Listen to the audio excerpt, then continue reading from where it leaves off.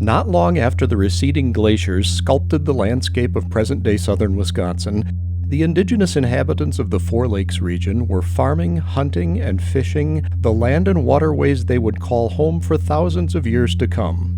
The ancestral homeland of today's Ho-Chunk Nation includes the natural, cultural, and historical wonder on the banks of Lake Monona that we know today as San Damiano.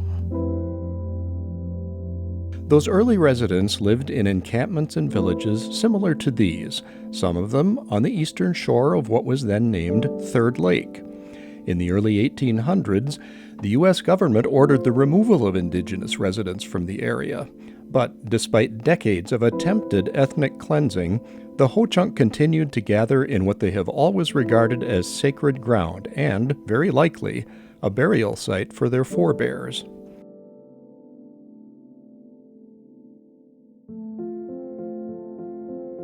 The property was acquired in the 1850s by Edward P. Allis, founder of Milwaukee's Allis-Chalmers Manufacturing Company. In 1893, his son, Frank Allis, built a home there. With 6 fireplaces and a ballroom, it was the first permanent year-round residence on Lake Monona outside the city of Madison, and the manor house for a 600-acre farm. Frank and his wife Lillian became prominent members of Madison society, rubbing shoulders with a who's who of local luminaries.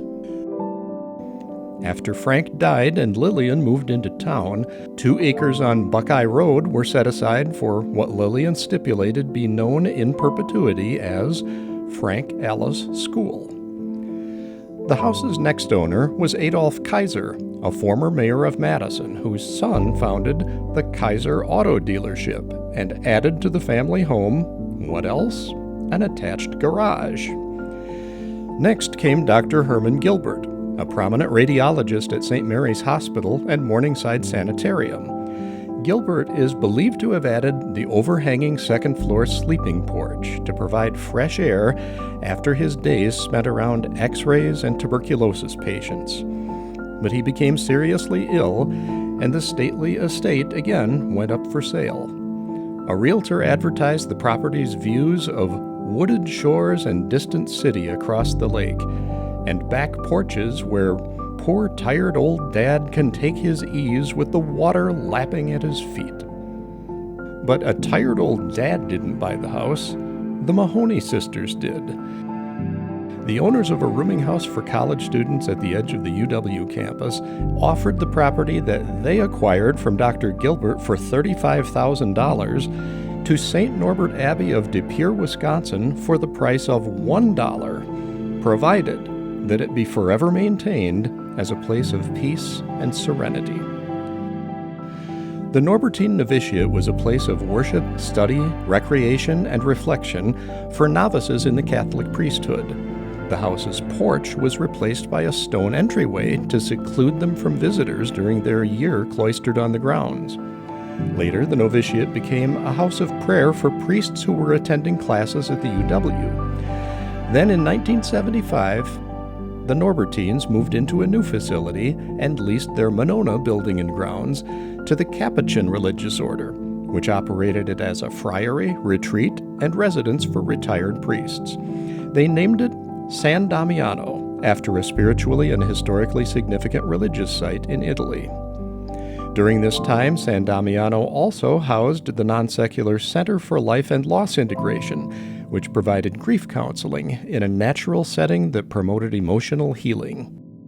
In 2015, the Capuchins relocated, and the Norbertines, facing high costs to maintain a building they no longer needed, took steps toward demolishing it.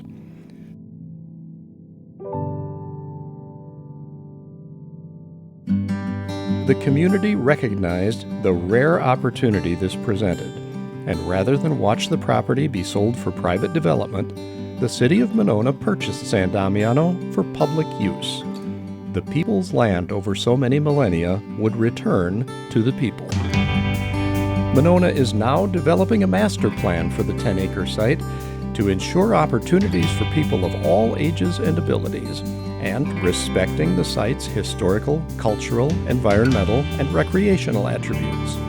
The options include multi-use trails, water access, educational stations, a year-round multi-purpose space, and other amenities and improvements, while retaining the natural biodiversity of an arboretum-like ecosystem in the midst of a busy urban neighborhood.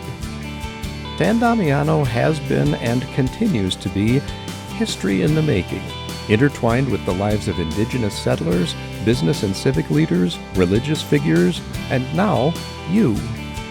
Where do you see yourself at San Damiano? Watching a stunning sunset in a moment of solitude? Experiencing nature among the flora and fauna? Whatever it is that draws you to this unique destination, we hope you'll join us in making it a special place for generations to come. Now that San Damiano belongs to the people again, its future belongs to us.